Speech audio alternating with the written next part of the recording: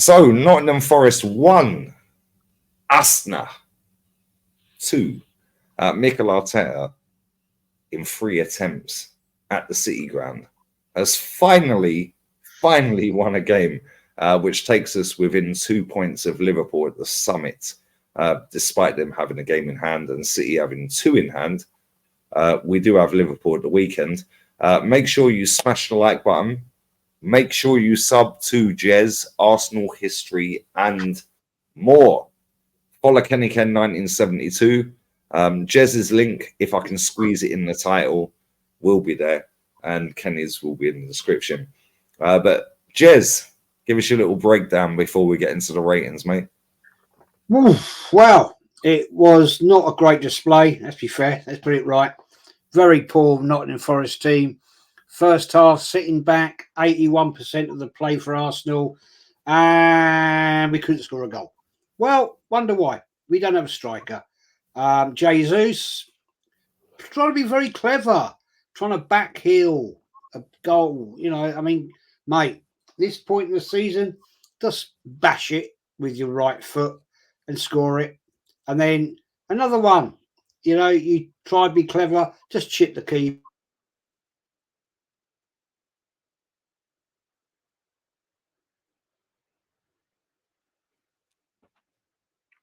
He's froze. Jesus froze. I thought it was me. Yeah, I thought it was me as well. I was on a different screen. Go on, Kenny. Give us your little breakdown, mate. Well, first and foremost, it was a very frustrating first half. There, there wasn't. I don't think Turner had any difficult saves to make. First 15 minutes, we do what Arsenal always do. We start with a lot of tempo, and we think, right, we're quids in here today. We're quids in, and then the game sort of settles itself out, and then Forest became comfortable. It took 2 mistakes from the goalkeeper and from Montiel to get us back in the game. But if anyone deserved to win the game, it was us. And you've got to take what you're given. This is the team that we're going to rely heavily on to win the title and do something in the Champions League. So it's done there. It's the 31st of January today. We've got about 12 hours to go. Let's just relax and just not talk about transfer deadlines. Just enjoy this game and just look forward to Liverpool. Yeah, facts. In fact, I actually think opened the shuts on the 1st. Oh, right. At 11 p.m. I'm not sure, but I think it's Thursday it shuts. But either way, we ain't signing no one. Yeah, is what it is.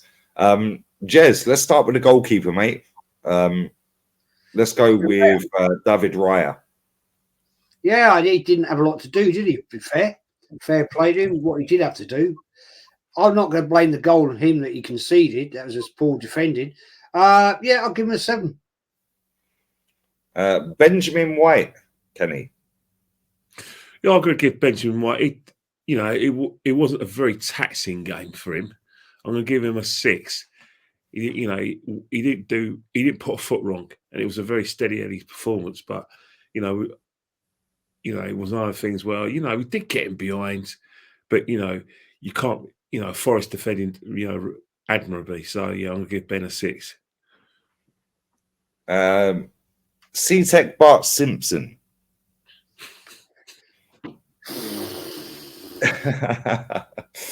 He put a nice cross into the box. Yeah, shame we ain't got an Erling Haaland in it. We've got midgets up front, Jez. But other than that, what do you think of Zinchenko?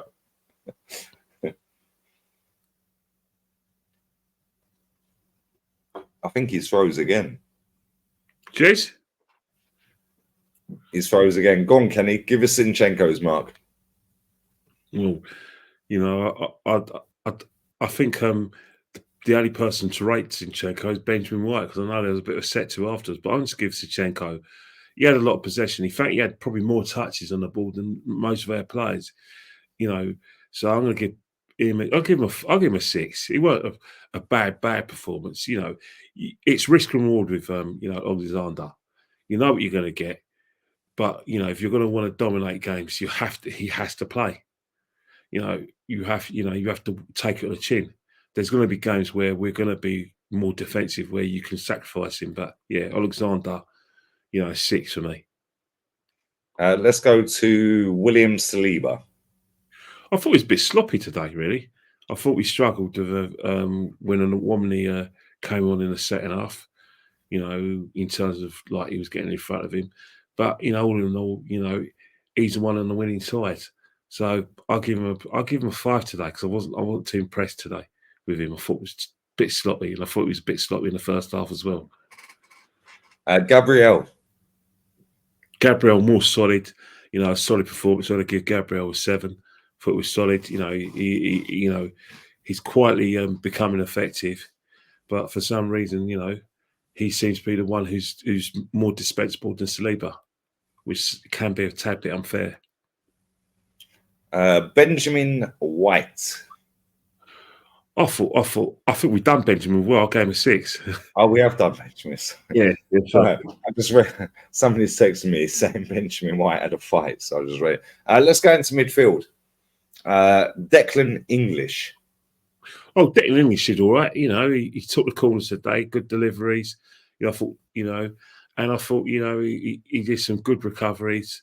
I thought it was a steady performance from Declan English, so I'm going to give Declan English 7.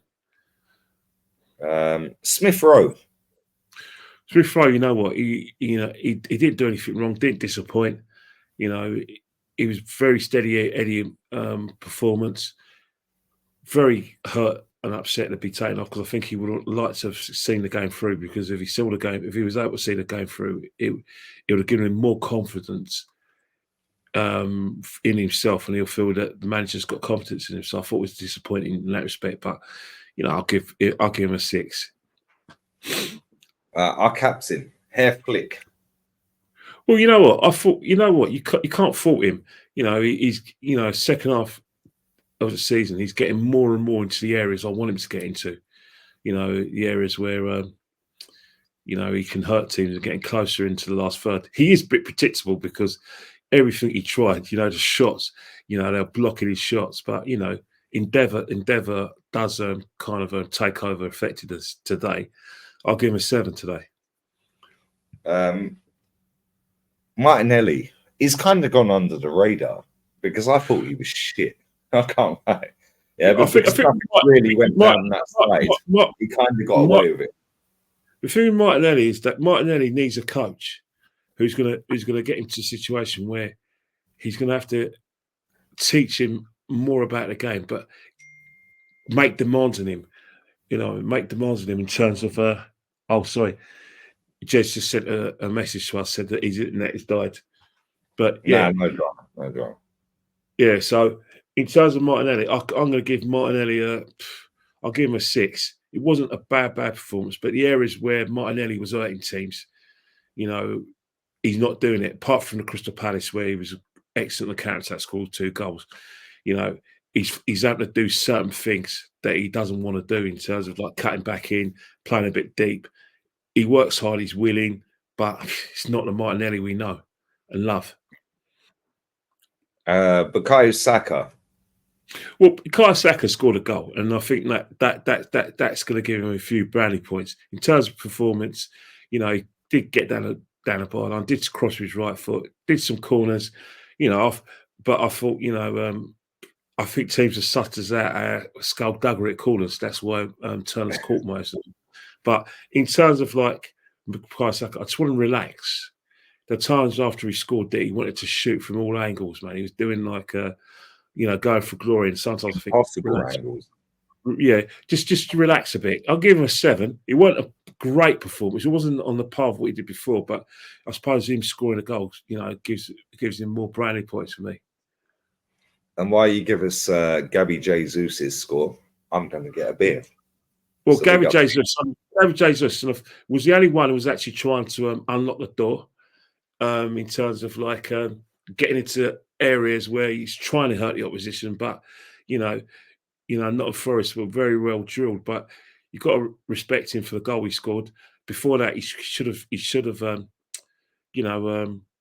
scored before he's hit the post after a great move. And he's, people put a lot of stock on assists now, and he was a good find for Saka to put the goal in. So, I'll give him our man of the match. I'll give him.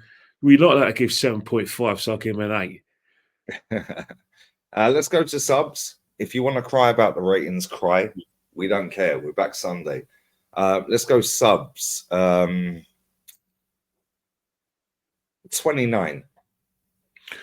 29 was brought on to sort of hold the ball up, which he did okay.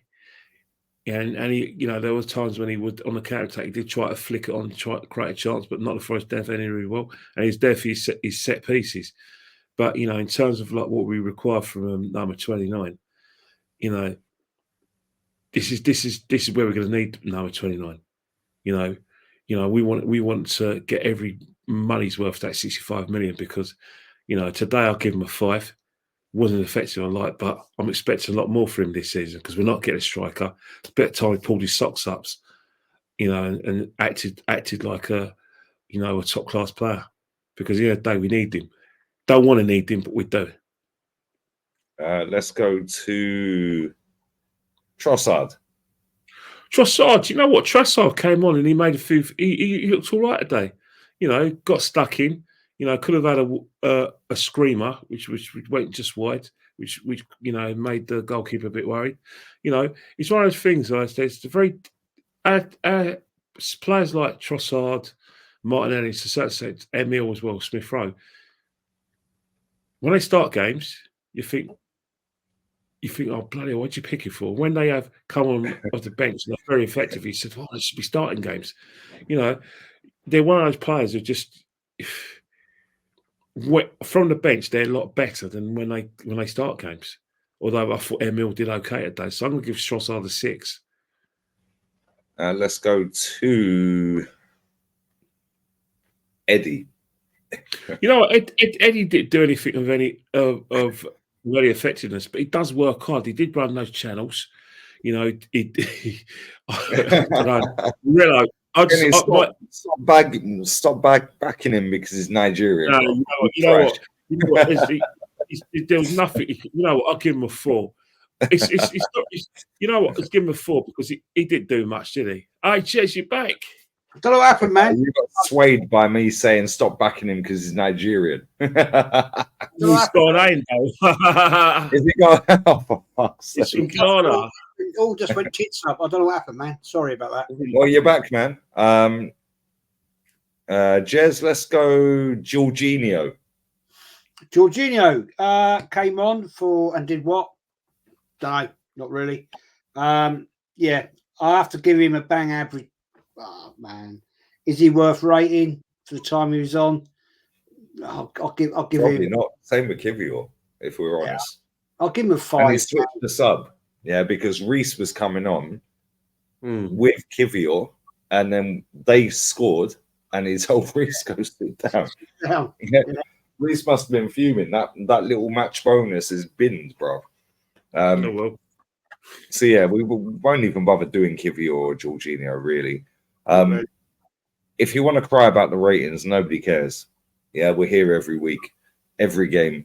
And Kenny will be at the game on Sunday against Liverpool, which, let's be real, if we lose, we're finished. Done. Yeah. Done. Champions League or bust after that. It's a mathematical impossibility, because we haven't got games in hand if we don't win the title.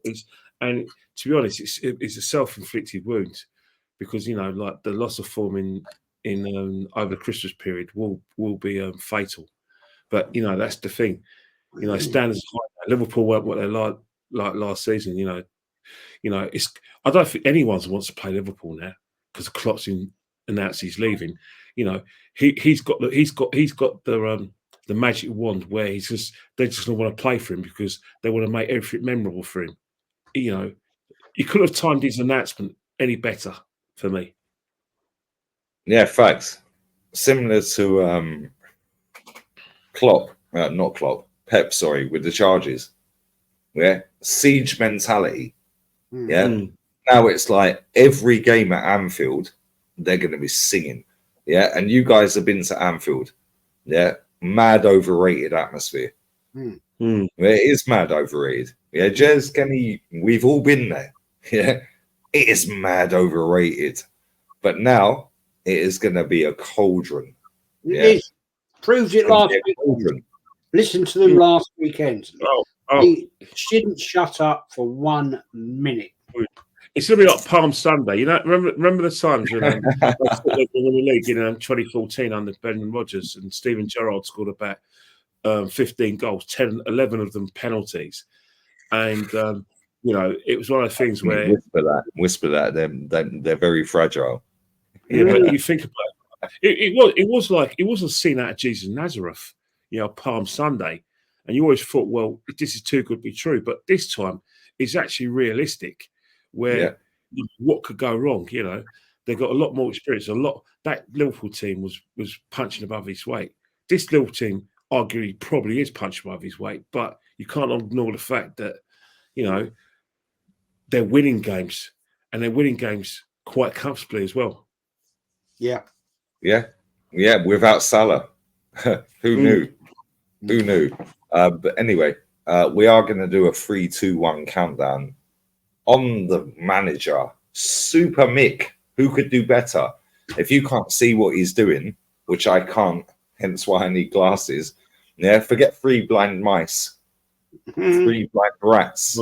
Well, I love my spectacles. In the league season, we're going to get beaten up if we turn up to the to the parade because we're not allowed to celebrate. So everyone's going to punch us in the nose anyway. Well, mate, ex-super fans are telling us we can't celebrate after dubbing us rats after pulling out banners they never owned.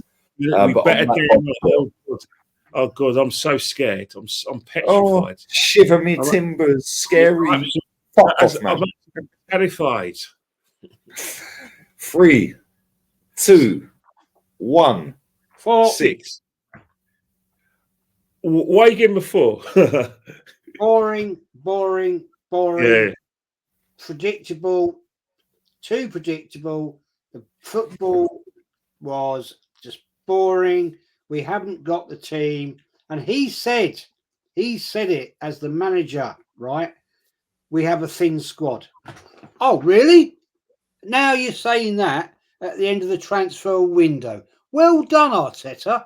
Big up to you for that, for making that statement. The football was boring, predictable, and your substitutions were predictable. It's the same old, wrap it around every single week. I watched that game. You watched it, me, Kenny, you watched it. We all predicted the same substitutions, right? It's the same. I predicted this Forest as well. Oh, I predicted Forest would at half time. I called it with the Yeti. I said, you just made 2 substitutions. Give me 10 minutes. He'll make a substitution. And he did. And I told him, watch this substitution. It'll be Martinelli, right? Off, gone, and the blah, blah, blah. And it's the same bullshit week in, week out. And if you, Lee, Kenny, and I can see it, do you not think managers out there of levels above Arteta can't predict it? Yeah, you're right to get the ump of it, because you think about it is that obviously, look, we played 2 teams. You know, one team didn't want to be there in the Premiership, and this team is just devoid of any quality. It certainly doesn't have the quality that he had last season, especially at home, and they haven't really made the City ground a fortress. I think our decisions and our tactics have got to be a lot better in the next 2 games. You know, obviously you've got Liverpool with a lot of quality, and then West Ham as well. Obviously, Paquetá's probably still injured, but you've got a manager that improve. Do you honestly, Kenny, think it'll improve? No, it won't, because simple reason is that, you know, I had an argument with a guy on Instagram stories, and he was saying about how time to get real, because Man United and Liverpool have resources and 2 players for every position. So do we. We have 2 players for every position. Less than us. Yeah, but it's not even that. You know, in terms of like the quantity of the squad. The quantity of the squad is similar to Liverpool, Man City's. The only problem is that the quality of the players that Arteta has to choose from, you know, it's arguably starting lineup being terms of a bench, isn't of the same quality as Liverpool, Man City. No, and that's where the frustration comes on. And it's very difficult to make substitutions at Arsenal, knowing that Now we know that, and the manager knows that. So it's kind of what I call pick and mix, really. You know, just close your eyes. Whose fault is that? Him, because his judgment and the risks he's took. You know, rolling that dice. You know, it's come up. He hasn't come up with a full six in terms of like the performances. He's going to talk about injuries, but in terms of genuine quality, you know, it's not there, because if it was there, these players who start games would be worried about their places. They're not. But Kenny, you missed the point, mate. I've been told by a certain person we've got world-class players. We haven't. We ain't got a single world-class player. We haven't had a world-class player at club since Thierry Henry. I got when he came back. A certain young man told me we've got Alexis, maybe. Alexis.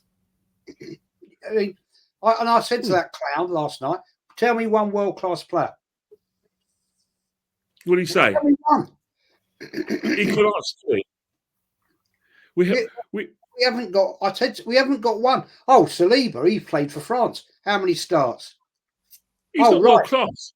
Come on, he's man. not world class. Real. You know, I put my head in the chopping box. Cesc Fabregas is not world class.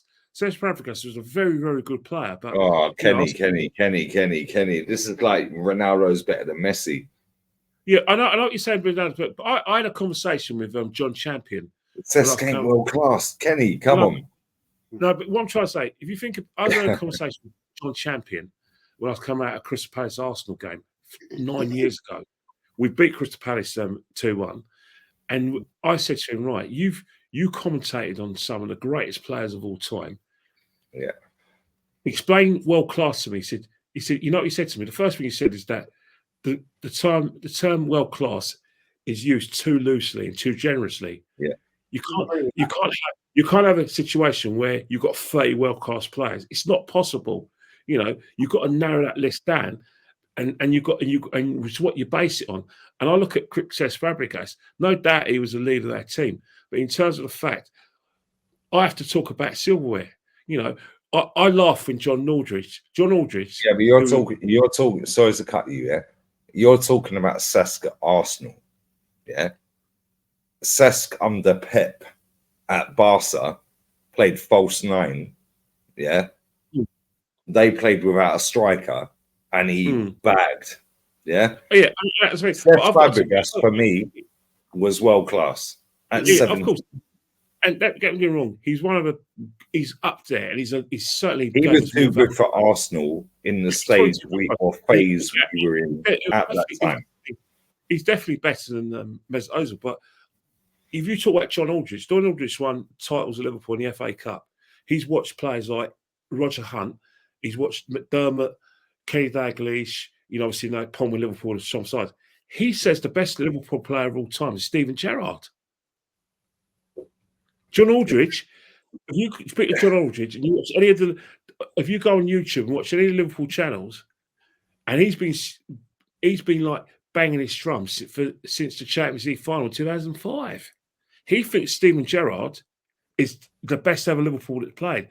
All of us, me, you, and Jess, have seen Terry McDermott, Phil Neal, Jimmy Case, Graham Souness. We've seen Roger Hunt, John Tasher, Keegan, Alan Hansen, all those players, Johnny Barnes, Peter Beardsley, Robbie Fowler, Michael Owen. Yeah, come on, the list goes on. John Aldridge, who's got more, who's played. John Aldridge was a killer. He was a bad boy. John Aldridge is about 65, and he's watched all the greats play for Liverpool. He's been watching Liverpool since the 1960s. Yeah, but he's in the 90s. He says Gerrard. Oh my days! He thinks Steven Gerrard is Liverpool's best ever player. So again, it's all about opinions, and what you signify as world class. Because I look at Steven Gerrard and say, well, what's he won? What's he won? Yeah, but this is the thing. You just said that Cesc can't be considered world class, and people are going to look at that as me saying Ronaldo's not top 50 best ever players. Yeah, it's going to fall in the same basket, right? For me, Cesc at Arsenal, was world class at 17, 18. Slavia Prague. He scored, youngest ever player. Who did he score against? Was it Wolves? Was it Wolves' his first ever goal? Or Blackburn? I think it's one of those, yeah. No, it was Rotherham. Rotherham. Rotherham. Thank you. Yeah, Rotherham. Yeah. That guy was running midfields at 17. Yeah, right. So you're right. It's all about opinion. So for John, bro, this guy, but John Aldridge's reasoning, you've got to be fair to John Aldridge. His reasoning is that his reason for saying Gerrard is the best ever player since, because John Aldridge has probably worked for Radio Merseyside and BBC Liverpool, and he's gone to all these Liverpool games where Steven Gerrard was carrying Liverpool on his back. Galatasaray, fucking Milan, especially, yeah. So he says no Liverpool's players ever done that. But then again, I'm a voyeur, I'm not a Liverpool fan. Handsome. But one thing I do know about is the damage Liverpool have done to our ambitions and the freshes it goes. So when I look at Liverpool, and everyone in the 70s and 80s was brought up in that great Liverpool side, I say Kenny Dalglish, second John Barnes, and third is probably Terry McDuff. Probably could be someone like Rushy. Yeah, without doubt. Bad boy. Souness as well. Hansen was the first of the play out from the back centre backs. But Steven everyone knows Rio. Yeah, everyone knows Rio Ferdinand. Yeah. Oh, the play out from the back. Alan Hansen was doing that 10 years earlier. Lawrence's better. Mark Lawrence, thank you. Yeah, who was the guy that had in midfield that Vinnie Jones snaps in half real quick? What was it in the final? What was his name? He snapped of Steve McMahon, another great Steve McMahon. Well. Steve McMahon, is better even today than 99% of fucking players in the Premier League. He's an odd bastard as well. And he got cooked real quick. You're forgetting a guy from Arsenal, Ray Kennedy. Double hard.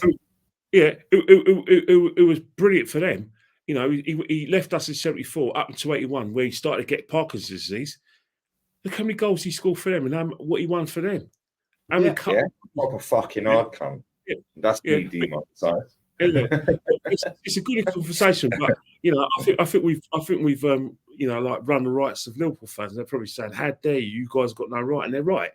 But it's just that I just put the comparison because when I said Cesc Fabregas ain't world class, and you talked about it, put him in the bracket, I had to compare it with Steven Gerrard and how Jordan Aldridge is saying he's the best ever. It's like my Ronaldo's not in the top 50. Steven it's a throwaway comment, and everyone goes, "Oh my god, Ronaldo's not top 50." And that's the thing. Then when you give context to it, Francesc. But you got to realize, I hate Francesc. I hate Francesc Fabregas more than I hate Robin van Persie. The reason why I hate Francesc Fabregas because I don't buy the bollocks he comes out with. That he was a couple of Arsenal and that we didn't take the option when the little bastard was already agreed in Barcelona to join Chelsea because Mourinho went and got there first. I mean, why can't people just see that? He'd never play for Jose. He's a liar. That's why I hate him. Bad boy footballer. Oh yeah, definitely, without a shadow of doubt. But you're saying he's not world class based off of hatred. Well, maybe no, because the same as I hate Ronaldo. But you're backing it with logic, the same as I'm like Ronaldo's not top 50. Francesc is a fantastic player, but the reason why my stand when I look at is he better than Robert Pires? I don't think so. He's not better than Bergkamp. He's not better than Brady. He's certainly not better than Vieira, Petit, and he's not better than I think he's better than Pires. Yeah, I think he's better than Pires. He's better than Freddie Ljungberg, Pires. Yeah. I think he's better than Merce, and I fucking love Merce. Yeah, Limpar, I think he's better. Rocastle, I think he's better. Yeah, but at the same time, it's all debatable, isn't it? Yeah, it's all debatable. And anytime there's an international break and seeing, because you always do podcasts during the football season, you don't. So I think that's what we got to have a debate about this. We've got to talk about the great British players and move on, because I get angry, and I hate Spurs, but I get angry when people say Gaz was better than Glenn Hoddle. oh, never. But there's some pork chops down the road. Do you think Gaz was better? No. Tony Curry and Rodney Marsh. Tony Curry and Rodney Marsh were better than Gazza. All three of them had balls. They're better than Gazza. Is this still a thing, Rodney Marsh? Yeah, but all those four players were better than Gazza. Man, my dad, is 65, 66 in August, maybe, or 65 in August. He was born 58. Yeah, it's 66 in August. Right? He said the greatest player he's ever seen is George Best. Yeah. But he will also have Glenn Hoddle second, Platini third, honourable shout, Duncan Edwards could have been the greatest. Yeah. Yeah. Restoring. And the thing is, we're now sitting here watching, the likes of Bukayo Saka, Martinelli, Odegaard, Rashford, Garnacho. Come on, man. Even if you go a level below that, we were watching Ginola. Yeah. We were watching Lundberg, Perez, guy level below that, etc., etc. Like, come on, what are we doing here? Yeah. The standard of football is in the fucking bin. Like, literally. You know, Peter Crouch on his show, when he was on the show. I don't know. Apparently, I look like him.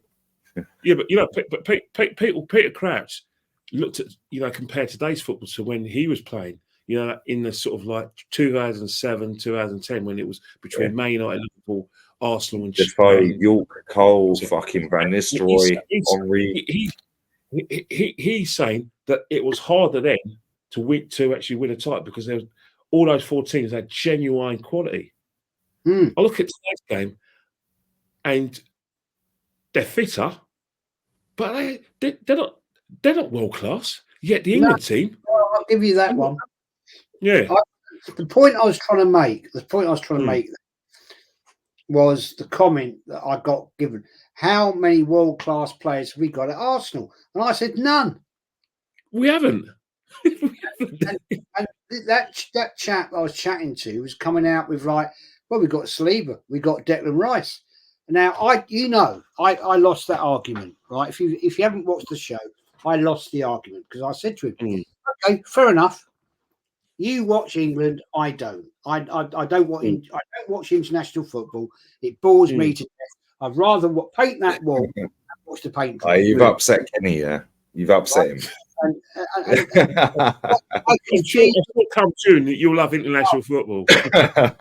I was proven wrong that Declan Rice is a starter for England. I said, fair play, hands up. I got it wrong, right? I don't watch, so I'm talking bollocks. Fair play. But when I said to him, tell me any world-class players at the club. Oh, well, we've got Saliba. I said, how many times did he start for France? Couldn't answer me. I don't know the answer. Not world-class. I didn't know the fact. I just put it into him. I said, right, so Rice starts. What about Gabriel? What about Zinchenko? What about Odegaard? What about Emil Smith-Rowe? Does Saliba, as good as I think he is, or Declan Rice, or Bukayo Saka, do any of them, or Odegaard, because they're the four star boys at this football club, do they start over Kolo Touré? Saliba don't start over Kolo Touré. Forget Sol Campbell. He ain't starting over Kolo Touré, mate. Yeah? No. Does Declan Rice, start over Gilberto? No, thank you. Yeah. Does Bukayo Saka, start over any motherfucker we've had right wing? No, thank you. Does Odegaard start over Limpar, Merce, Bergkamp? No. Ozil? No. Thank you.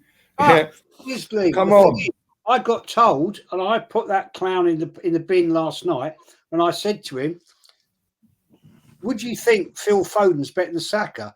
Oh yes, Saka's miles better. Really? Based on what? And I said to him, "Tell me why. Tell me why." Well, Foden's light years clear. he said, "Well, he couldn't get in the team for like forever." I said, "How long?" Now, He's played more games than Saka. yes, and I said to him, "Give me the facts. Give me the facts, fella." And this is what annoys me, and this is where I started to lose it a little bit because I try to keep it calm and balanced. And I said, "You Yeah, give that me." guy was just waffling lie after lie, which is why when I jumped in the comments, yeah, facts, like you. But he kept talking over you, Jez. Yeah, and that was bad by Connor because Connor should have commanded that because that's why in the end I got to the point where I was shouting at him saying, "Just shut the fuck up and let me talk." Yeah, but then you're the bad guy. Oh, he's snapped. He's snapped. Yeah, I think that's the problem. I think we've got a culture around the world that, if someone's aggressive, if someone shouts and things, we don't find out why they're upset. We don't find out why they used, like sharp words. All we see is those sharp words, and that becomes a meme. That person, and then they're the bad guy. Oh, yeah, look at them. They're so angry all the time. Yeah. Well, that because simple reasons that there's a lot of people who go on like they've never had a fight at school. They've never had a crossword with their parents. They certainly have a crossword with their friends, and that they're all calm and all that. And I try to stay away from them, walk away from tough situations. I mean, that's the most bollocks thing I've ever heard, and it's certainly hypocritical. But people don't. Everyone wants to be a nice guy these days. They want to be a good guy. They don't want to be the guy. Because at the very end of that show, when that Stefan guy was like, "Oh yeah, I'd love for you to come on debate with you," I was like, "Bro, you ain't debating with me." Yeah, I was like, "Cheers for the invite." Yeah, adio, ciao, mi hermano. Yeah, next thing, as soon as I posted that comment, Matt rang me. Yeah, right. So I didn't hear anyone reply to that. Right, and Matt was like, "Are you listening to this?" I was like, "Bro, yeah." But you know what the crazy thing is? Yeah, the crazy thing is, Matt said to me, he goes, "I'd love to ask him as a fellow American, what sports teams he supports in America." Because if he supports the Yankees, so and so, like I don't know American sports. Yeah, he goes, "So you hold them accountable, but you don't hold them accountable. Why?" I said, "Bro, he probably supports the shittest fucking team," and he went, "The Mets." Yeah, I don't know who the Mets are. He goes, they're based in the Mets, bro. Yeah, I'll tell you what. Sorry, Kenny. The amount of American people have come in my chat. Sorry, not my chat, but in the comments section from that show last night, who are American people, and have said that guy is talking absolute bollocks. They've said average, below par. American teams can win in the hockey, American football, blah blah blah, baseball, etc. This clown is talking bollocks, and they only have that standard, Jez, for English Premier League football. Why? Because when I was putting comments in, I was saying he's lying about not Ancelotti, Simeone. He's also lied, about how long it took for this and this. He also lied about the money. He also lied about this, and no one questions him because then when you do, he talks over you. Yeah, but they never do because, as I said before, the narrative is we can't win the league because we don't have a big enough squad to compete with City, which is a lie. But our squad's the second most valuable in the world. Yeah, so it's and then financially we can't compete with City, and we can't pay for big transfer fees. Yeah, without spending. So again, they know what they say is absolute nonsense, and then all of a sudden their trump card is, well, come on, Pep scored it. How can we beat Pep? You can't compete against Pep's teams. So that's the thing. So they're very accepting of our current position, which is nowhere near winning big trophies, because there has to be an excuse. You know, the fact is that there's one guy who tweets me occasionally and says the reason why we didn't win the league because Man City cheated. No, he does generally believe that. I bet the Man City Penny, I get it every day. The same 10 people tweet me every day. Yeah. With the same pucaria, mierda. Yeah. Fucking bullshit every day. Same 10 people tweet me every day. Some of these people, like one of them, you know him, he wears the Wenger long coat. We've had this conversation in the chat. Yeah. Same guy. Loves AFTV. Talks to them. But then when he's in the ground, slags them off. Yeah. God. When he's on Twitter, slags them off. Ats me every day with the wrong at. Yeah. So I don't know who that Lee Gunner is. I'll read you this, guys. Got to read you this. It's pathetic. It's pathetic. I mean, the fact and reality is, yeah, everyone's entitled to their opinion. Everyone has a tipping point when they're done. Yeah, but at the same time, you can't tell me after 4.5 years, and you watch that game tonight, after watching multiple games like that this season, that this manager's taken us forward. Forget the points, forget the league position. We're out of both cups. We're not going to win the Champions League. We're not 8 points clear. And now we've got two managers that have won the league, one that's won it 3 years in a row, and we're behind one. And the second one is the one that's won 3 in a row with 2 games. And we're supposed to be beating him. Oh, but we can't compete. Okay, how's Klopp competed?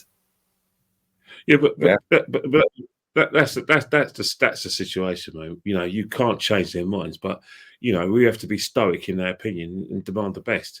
But you know, it's all about spinning as far as I can. The fact is that the only truth is, and the only facts are the result and the way we finish it in the season. You can't spin that, and that's where the manager's going to be judged. I've got to read you this. Setting up like breaking news very quickly. I'm not going to reveal my source, and we do need to wrap this up because it is fucking nearly 2 a.m. and we've gone on for half hour longer than I wanted to. Yeah, but however, bless up to both of you and everyone. Just got to read that. Not live, replay because it's an upload. Thomas Partey will be back at the weekend in the squad. I'm not going to divulge the source, but he is still fully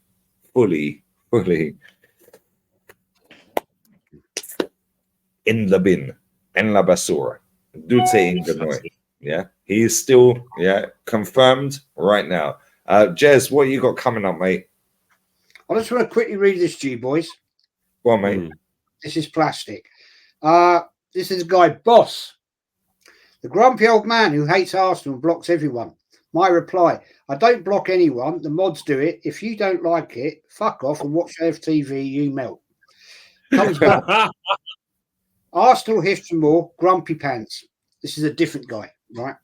And Boss replies to this, whatever name. Can't stand him, mate. Would be a better place when he's gone. I replied, if when you've been to 2,585 games, like I have, if you'd like to actually come and screen and talk to me, then you are more than welcome. Because at the end of the day, you know, F all. Mate, the audacity, Jez, of that guy last night to sit there when he's never been to a game, and listen, that's irrelevant. But to dismiss every single fucking thing you say, yeah, when you've been there, seen it, done it, grown up right in front of the East Stands, yeah, Highbury, yeah, have some shame, mate. Yeah, because I wouldn't latch on to an NBA team and an NFL team and then have the audacity to sit on camera with a guy who's lived it every day in, day out. It's this whole thing passed down generation, and sit there and dismiss him and talk over him. Have a bit of respect, innit? I'd latch on to that and go, yo, I need to educate myself off of this guy. But again, it's who you want to believe. For instance, I remember yesterday on the show I talked about, people believing an ex-player because he played football. He can talk about the dimensions of the pitch. He can talk about the, how many yards you measured as penalty spot from the goal line, and he'd be always right because all he has to do is that ex-players have buzzwords. When I was in the dressing room, the atmosphere behind it, what goes on behind the scenes. I've been there, done it. I know what galvanises a team. I know about the little black book here with players. You say that, and people can listen to that, and I think that's the thing. There are people who will listen to their opinion. But all I ask for these people, by all means, be fair and don't try to patronise and try and educate us and say, well, context, because context is when you've been to the amount of games we've been to, I think it's probably the most patronising words you could say to someone. Use context, be realistic. Context, trophies. That's it. Yeah, we are being real. And, this season, regardless of what we said about how the league is not as great as before, we're still in the chance of winning the league and we're still in the Champions League. And we, as a big club, and the top three, those are what we should win. If we don't win it, then it's a failed season. Facts. And on that bombshell, we're out of here. Arteta out. Yeah. Of course. Liverpool. We're not judging you today, Mikel, either. If you fluff your lines on Sunday, we want you out then. Yeah, judging me, mate. Judging me. 6 o'clock tomorrow night, mate. We're going to talk and dissect everything. We're going to dissect it all. Arsenal history and more. Kenny Ken 1972. I'm going to share your Insta post, which I know without even opening the app that you've DM'd me. I'm going to share them now, and then needs to make a phone call. We're out of here, people. Sub to the channel, sub to Jez, Arsenal history and more, and follow Kenny Ken 1972. Adios, ciao, Arteta Freire. And Arteta out, you prick. The Emperor.